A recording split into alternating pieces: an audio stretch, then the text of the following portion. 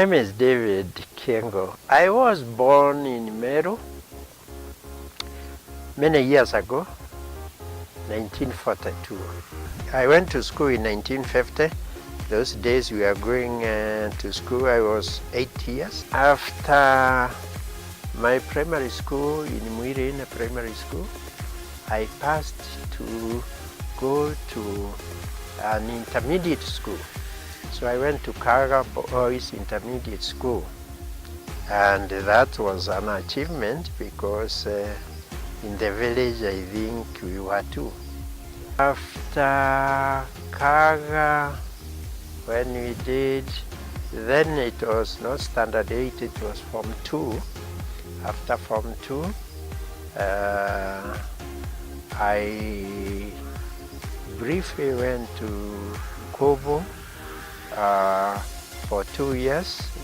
Did some technical courses there. We could learn how to type, how to do other things. Some of my colleagues went ahead in secondary education. I stopped at after second year. I started working as a salesman. I came to Nairobi there to look for a job, and I remember one new company which was coming into the country called Johnson was looking for a salesman.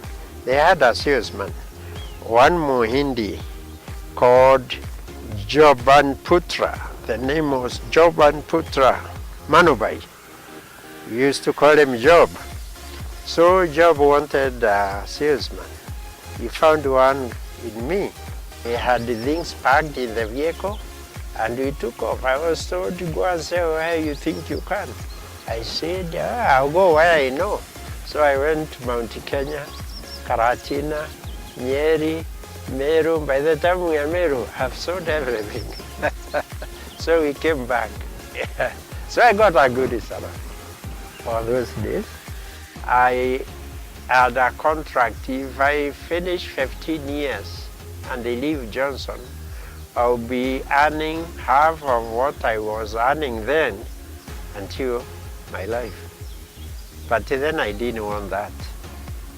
I just negotiated with the company and I quit employment at the 14 years. I didn't wait to be 15. On condition they also helped me to set a business. So we agreed and I set a business as a distributor of Johnson's Wax. Selling these products was one thing, but not everybody buys. Some people say, who can do it for us? Then I saw the need of starting doing it myself. In 97 when tourism went down in this country, hotels, many hotels closed. Like in coasts, most of the hotels were owned by Italians, some were houses, and they disappeared with my money. You go to hotels, they can't pay you. Those who are functioning, they would rather pay for meat and things to make food. They can't buy my things because it's luxurious. It's not a necessity. And my money disappeared. My company went bust. And it's because people had my money. So I negotiated with other people who were supplying to me, and I said, this is the position that I can pay you your things, which is this. And I liquidated everybody. I paid the bank the overdraft, but I had no company. Now I had only Murphy. Then came a chance of government wanted to privatize services like cleaning, and one of them who floated a tent about cleaning was Kenya Airport Authority. I was in UK, and some friends of mine read about it, and they called me, and they were told I'm in UK. Nobody could give them my number, but somehow they insisted, and they were given. We talked. He said there is this tender at the airport. If you feel it, because you have been a trainer there, you know what they need, you stand a chance of winning.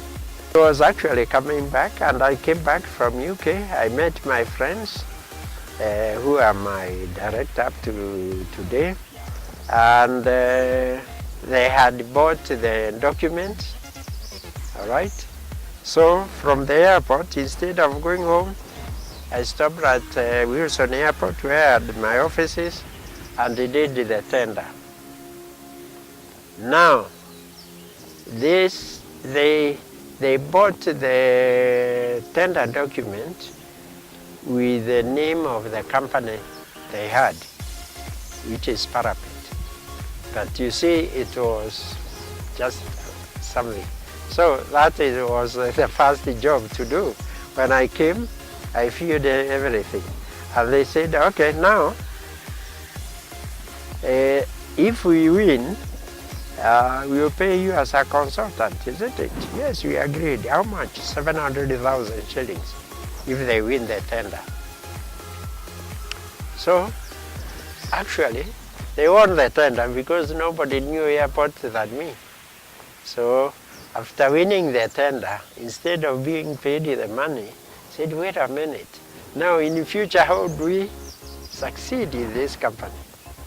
Because two of my colleagues are lawyers, the other one is a valuer, the other one is a chef. So who will do these cleaning things? So they said, now you have, we share the 100% in this company. We are now 5, everybody 20%. So we are not paying you 700,000 shillings. This is your company. You are the chairman. You know about these things. Run it. That's how Parapet started. That's 18 years ago.